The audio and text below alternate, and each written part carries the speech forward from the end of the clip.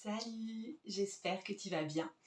Ici c'est Margot et dans la dernière vidéo que j'ai publiée ici sur YouTube, je t'ai parlé du voyage du fou en parallèle avec le schéma narratif du voyage du héros.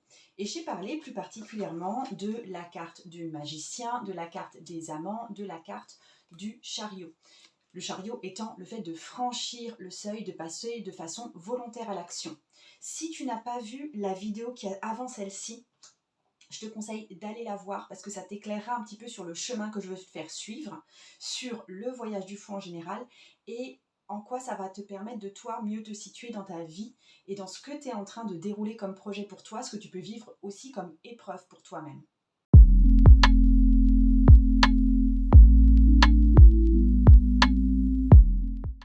Je vais prendre un petit peu la suite des cartes du voyage du fou et là, tu as quitté le monde ordinaire, tu as répondu à l'appel de l'aventure, tu as franchi le seuil et c'est là que le travail commence.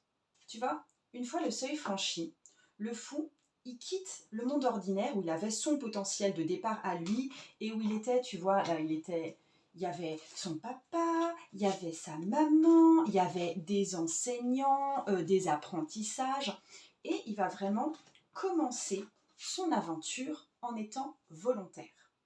Et à ce stade-là, ce fou, ce héros, va aussi rencontrer des alliés, des mentors qui vont l'aider sur sa route. Donc c'est souvent les cartes suivantes, sachant que honnêtement, dans le parcours de tous les 22 arcanes majeurs, si tu le prends comme un schéma narratif de avancer sur un projet, avancer dans des épreuves dans la vie, ce ne sera pas forcément dans l'ordre que ce sera présenté. De la même façon que dans le voyage du héros de Joseph Campbell, l'arc narratif suit plus ou moins la même courbe, mais il y a des étapes qui peuvent être inversées, interverties, etc. Et ça, c'est assez normal. Donc les arcanes majeures, telles qu'elles sont présentées, n'interviennent pas forcément dans l'ordre, dans ton parcours à toi. Mais voilà, il va rencontrer certaines personnes en plus qui vont l'aider. Je pense à la carte de l'ermite, je pense à la carte de la justice, où il va pouvoir développer certaines capacités sur ce qu'il découvre en lui-même. Je reprends l'exemple de Titanic avec Rose. C'est la rencontre avec Jacques qui ouvre les yeux de Rose en fait sur une autre vie possible. Une vie qui serait plus libre, une vie qui serait plus permissive aussi, qui serait moins cadrée en termes de normes de comportement.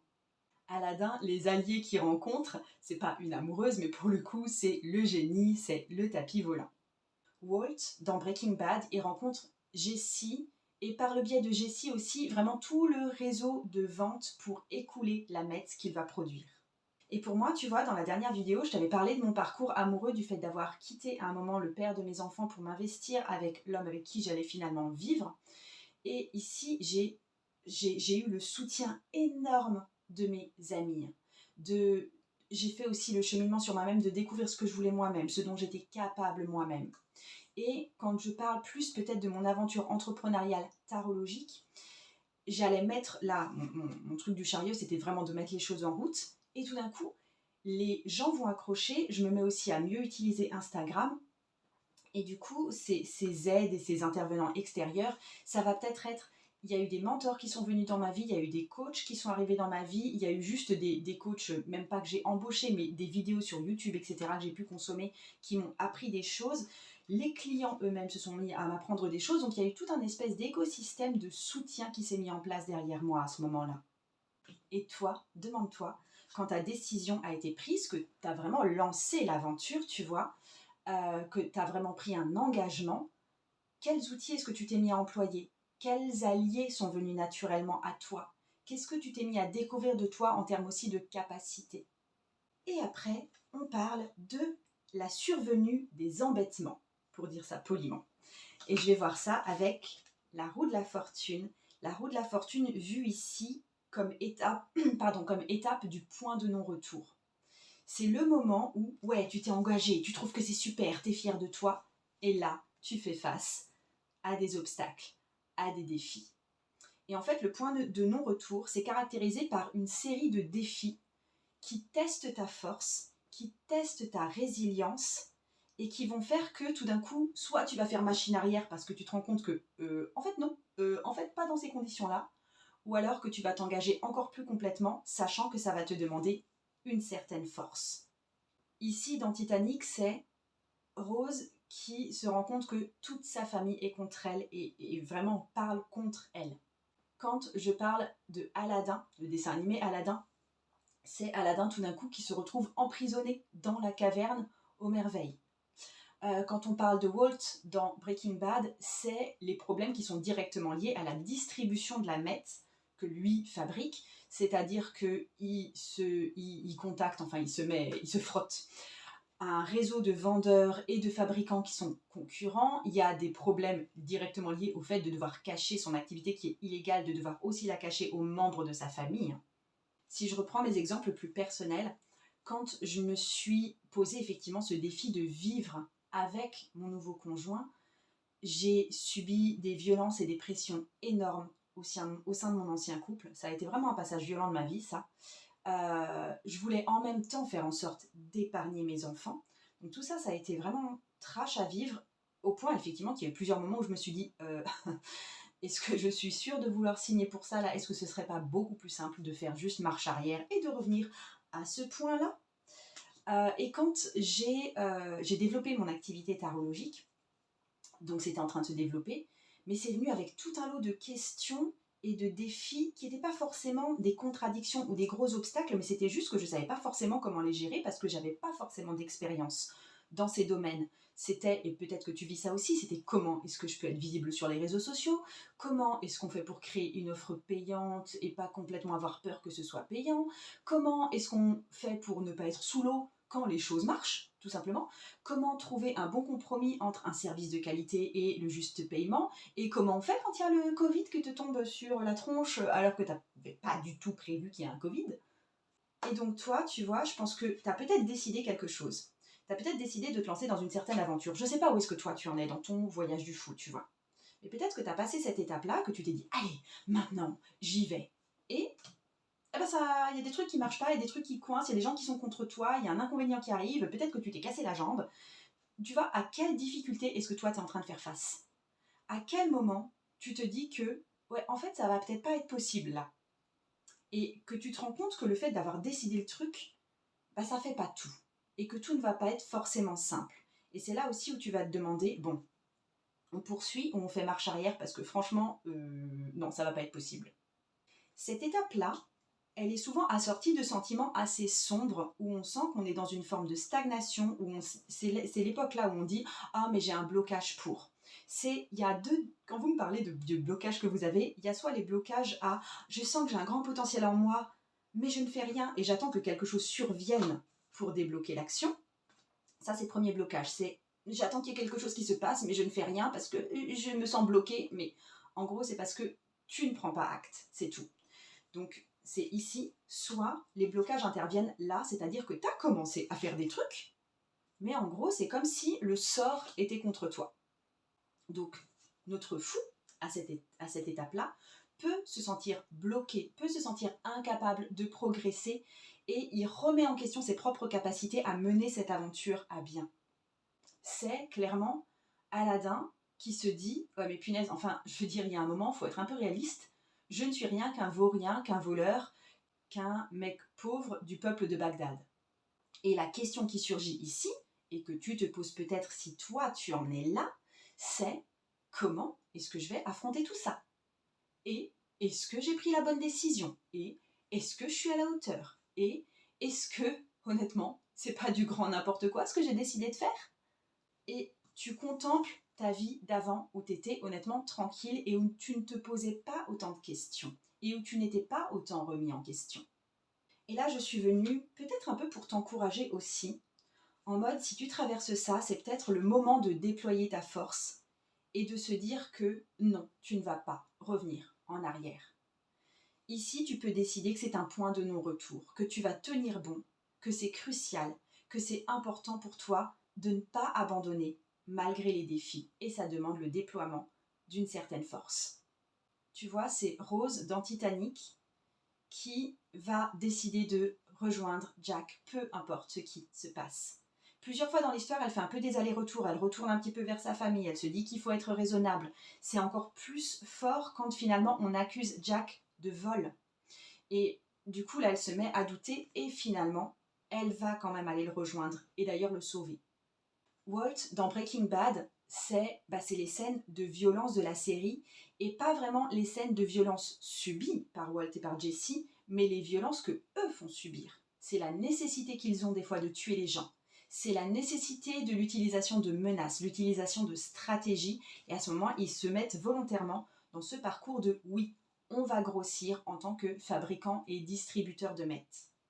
Et pour moi, dans ma situation conjugale, ça a été de vraiment décider à un moment de continuer ce processus de séparation d'avec mon ex, de continuer à voir mon futur mari, de continuer avec lui, malgré ce qu'on disait de moi, malgré ce qu'on disait de lui, malgré ma situation, malgré le fait que visiblement les gens se disaient qu'on n'allait pas du tout ensemble, mais il y avait vraiment cette décision de continuer.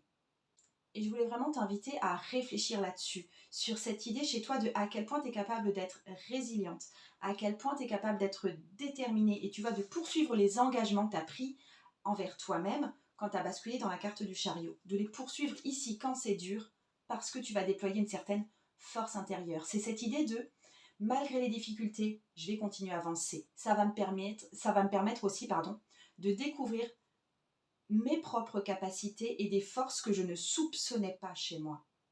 C'est cette décision de faire confiance que ce chemin que tu entreprends va mener quelque part. Et faire confiance au fait que quand tu réponds à un appel, quand tu réponds au souffle de l'aventure, c'est bien ça l'histoire du saut du fou, c'est que tu seras récompensé à un moment donné.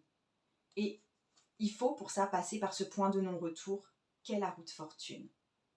Et tu vois, c'est ce point médian qui est honnêtement difficile à passer quand tu es assise là, à pas forcément, ne plus faire autant d'actions ou ne pas passer à l'action tout court parce que tu te dis que de toute façon c'est trop tard. Ou de te dire que de toute façon je suis déjà tellement occupée dans ma vie que je vais pas faire ça en plus et que je vais pas pouvoir faire tout compte fait ce que je veux faire. Et moi j'ai envie de te dire que, excuse-moi, mais t'as tort. Je veux dire, t'as vraiment tort parce que, quel que soit ton âge, tu peux faire des études supérieures. Tu peux déménager à l'autre bout du pays si ça te dit. Tu peux créer cette entreprise dont tu rêves depuis un bon moment. Ce que je veux dire ici, c'est que si tu me regardes, c'est que tu es encore vivante et que t'as pas fini. T'as jamais fini. Un peu le but de ta vie, c'est peut-être de poursuivre sans cesse ce voyage du fou. Et c'est vraiment mon grand message ici, c'est que là, c'est pas parce que c'est difficile que c'est fini. Et je crois vraiment que tu as beaucoup plus de force en toi que tu ne le perçois là tout de suite maintenant. Tu as beaucoup plus de résilience que tu ne le crois. Tu as beaucoup plus de capacité que tu ne le crois. Et je pense que tu le sais même pas et que tu n'as pas encore tout exploité de toi et que tu pourras pas exploiter ça si tu continues pas à avancer en continuant à te confronter à des défis qui souvent ne sont pas agréables ou sont des fois juste inconfortables parce que tu te confrontes à des choses juste que tu ne sais pas. C'est pas forcément des malheurs. Ça peut être juste une confrontation à ta propre ignorance. Mais si tu continues à relever ces défis en prenant la décision de prendre ce tournant du point médian, là, du point de non-retour, tu auras beaucoup de petites victoires. Et c'est en relevant ces petits défis que tu découvres qui tu es et ce dont tu es capable. Donc, ce que je voulais te dire ici, c'est que les défis que tu traverses et décider qu'il y a un point de non-retour, ça va permettre de mieux te comprendre, de mieux comprendre qui tu es, de mieux comprendre ce dont tu es capable. Et c'est sans doute une nouvelle étape de ta vie et tu peux continuer ça de façon à créer une vie extraordinaire. Et tu l'as déjà fait. Je pense que si tu regardes en arrière dans ta vie et que tu penses aux choses vraiment les plus difficiles auxquelles tu as été confronté, les choses que tu as vécues, ce que tu as compris, et ça t'a permis de comprendre ça peu à peu, qui tu étais et ce dont tu étais capable. Alors oui, ici je parle d'un truc de héroïque et de changer le monde, etc. Et effectivement, les grands films que je prends en exemple, c'est vraiment des actions très très massives. Et pour toi, tu te dis, mais Margot, en fait, t'es gentille. Mais moi, mon grand but, c'est pas forcément de sauver le monde. Mais je suis d'accord. Le but pour toi, c'est pas de changer le monde quand tu te dis que tu vas reprendre tes études, ou quand tu emballes tes affaires pour déménager, ou quand tu quittes ton emploi, ou quand tu retournes vivre chez tes parents, je sais pas pour quelle raison. Mais en fait, ce que tu es en train de faire, effectivement, c'est pas pour changer le monde, mais c'est aussi pour te changer toi-même et pour élargir le champ pour toi et pour arriver au niveau du dessus dans le cycle qu'est ta vie. Donc forcément, je t'encourage un peu à répondre à cet appel, tu vois, de cette aventure personnelle, en reconnaissant bien sûr qu'il va y avoir de la tension, qu'il va y avoir des défis et qu'il va y avoir des opportunités de croissance. Et c'est pour ça aussi que je t'invite à prendre le saut du fou avec moi. Et le saut du fou, c'est une masterclass gratuite. Il y a plus de 2 heures de vidéo, il y a un gros e-book à remplir pour aller plus loin dans ce que tu veux pour toi. Le lien est sous la vidéo. Je pense que ça t'est déjà arrivé, t'es peut-être déjà, tu vas retourner après longtemps dans la maison de ton enfance. Et je trouve ça super intéressant parce que souvent on voit à quel point cette maison, les pièces, le jardin, ça semble petit.